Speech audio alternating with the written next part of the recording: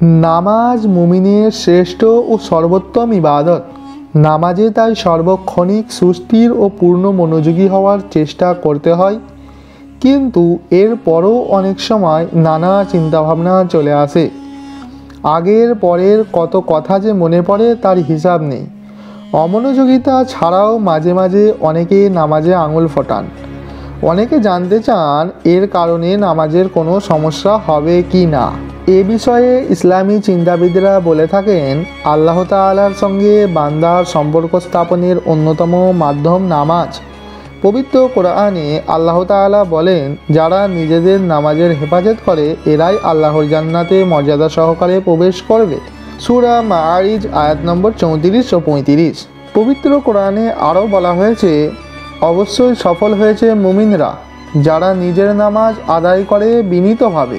সূরা মুমিন আয়াত নম্বর 1 থেকে 2। আরও বর্ণিত হয়েছে, নিশ্চয়ই মুনাফিকরা আল্লাহর সঙ্গে ধোঁকাবাজি করে, তিনি তাদের ধোঁকায় ফেলে শাস্তি দেন, এবং তারা যখন নামাজে দাঁড়ায় তখন অলসভাবে দাঁড়ায় লোক দেখানোর জন্য। তারা আল্লাহকে অল্পই স্মরণ করে। সূরা নিসা আয়াত নম্বর 142। পবিত্র কোরআনের এই আয়াতগুলো প্রমাণ করে নামাজ কতটা মহত্বপূর্ণ ইবাদত, আর নামাজে মনোযোগ অত্যন্ত গুরুত্বপূর্ণ ইবাদত।